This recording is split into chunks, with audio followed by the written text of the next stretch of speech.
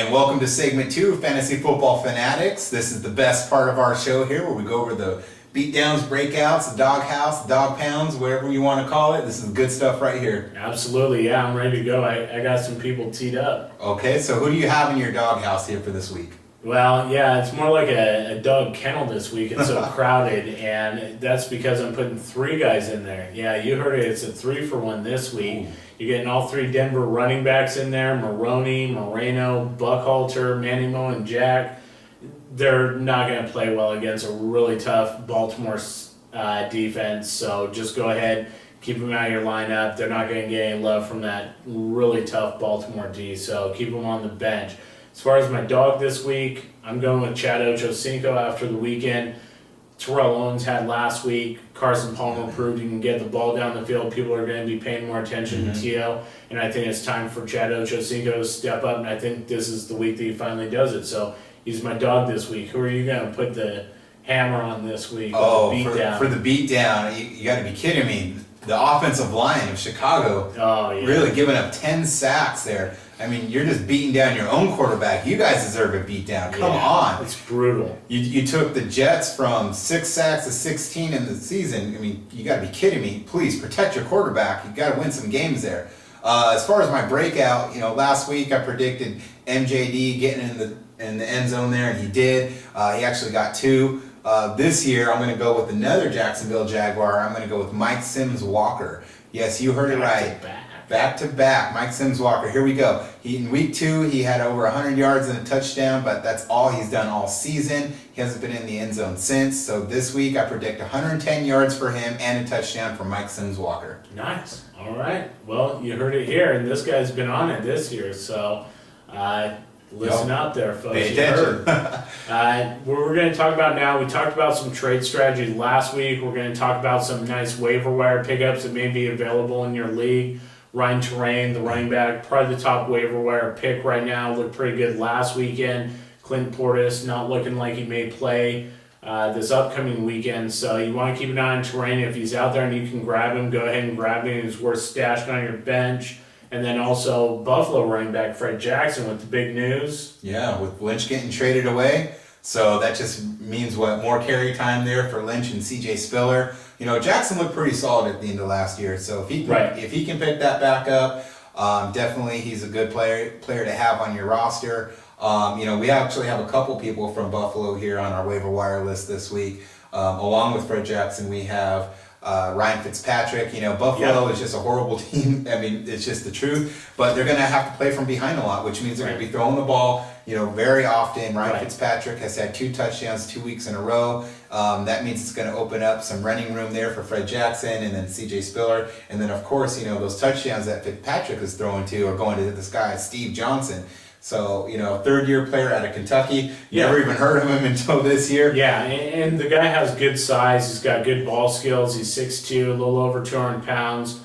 He seems to work well with Fitzpatrick, so he looks like he's maybe emerging. He's stealing some time away from Roscoe Parrish and Lee Evans, so give him a look if you're hurting for like a number 3 receiver and maybe a sneaky flex option. Give him a look, yeah, definitely. And then another quarterback is Max Hall with the Arizona Cardinals. Anderson got the hook last weekend out there in Arizona. They threw Hall in. Hall looked good in the preseason. I liked him. He's a good player, studies the game. I like the guy. He's kind of that Kurt Warner nobody kind of feel to him. So who knows? He's in Arizona. He might be the next Kurt Warner. It can't hurt him with Derek Anderson. So, might as well give him a shot and see what happens. If you have room on your roster, you can definitely, stash him away for a little bit, see how he pans out. If he doesn't, go ahead and drop him. But if he does, he might be a gem that you just found, a needle in the haystack. Right. And unless you have a keeper league too, you can keep him for next year if he turns out to be a solid play. But as far as, guys who are not to be heard of, what about Danny Woodhead there out of New England, coming out of nowhere, and then all of a sudden getting a touchdown last week? I mean, he looks very shifty. Talks about Randy Moss being traded right now, so that means that the Patriots are probably going to be looking to pass the ball around a little bit more to Aaron Hernandez, Wes Welker, and now with Woodhead showing some speed going out there in the flats, coming across the middle. definitely someone you can take a look at. Maybe another flex play, possibly someone you can just hold on to, or at the very least stash him so nobody else can get him. Yeah, and that's a good strategy too. Sometimes in fantasy football is just picking up guys. If you got a dead duck on your roster, go ahead and scrap them and take somebody that looks like they could be viable, like Woodhead, and get them tucked away kind of nicely, and then nobody else can get at them, and that's never a bad thing either. So, there's some stuff going on in the waiver wire. It's going to depend on what kind of league you're in, but again, there's guys out there. So yeah, I mean it's getting thin, but if you're desperate, and you have some room, go ahead and pick them up, and see what happens. Gamble a little bit. If you're scratching for waiver wire pickups right now, then you're probably going to be pretty desperate on your roster, so might as well take a chance and see what happens. Right, absolutely. Another guy worth looking at is Ben Tate, wide receiver for the New England Patriots.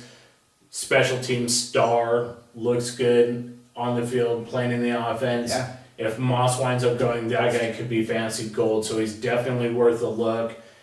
Just one of those guys. And then Harry Douglas from Atlanta. Yeah, I mean, everyone's covering Roddy White there, so he's going to have a lot of one-on-one coverage there.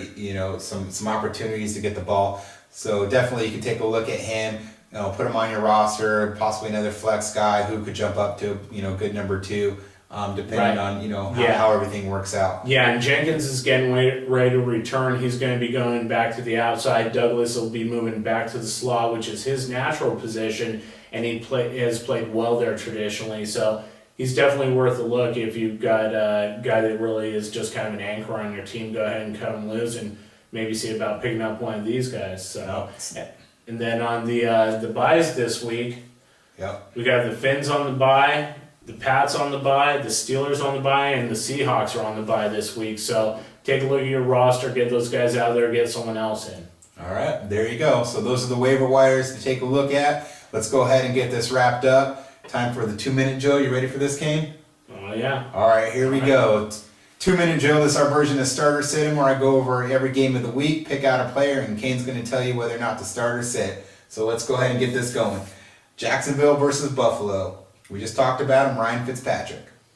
Yeah, he's worth a play if you need a bye week filler. Okay, Denver, Baltimore. How about Ray Rice? Yeah, I like Ray Rice this week. I think he'll do all right. Great. Kansas City versus Indianapolis. Jamal Charles. Yeah, I love him against Indy's defense. Green Bay versus Washington. We have Donald Driver.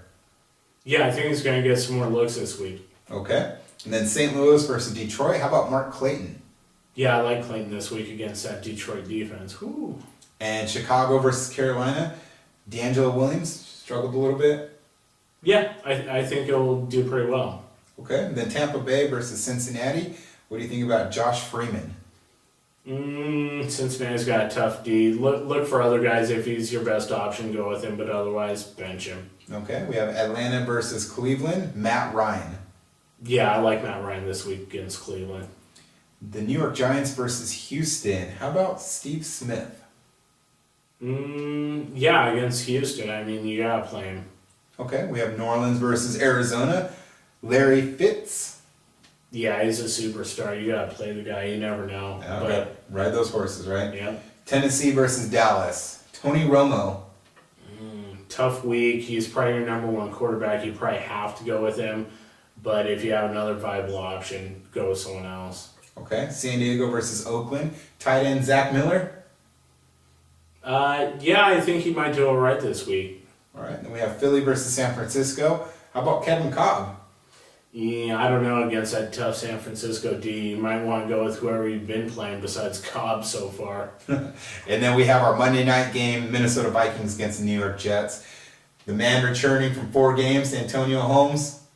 Yeah, I think he might be a little bit rusty against that tough Vikings D, so go ahead and leave him on the bench this week. All right, well, there you go. That's our segment number 2. Go ahead and send us your questions, comments, concerns. You can reach us at Fantasy Football Fanatics at rocketmail.com. Get a hold of us. Find us on Facebook. Be our friend. And don't forget to follow us on Twitter at FFF Tweets. And we'll see you next week, week 6. All right, we'll see you then. Good luck. Good luck.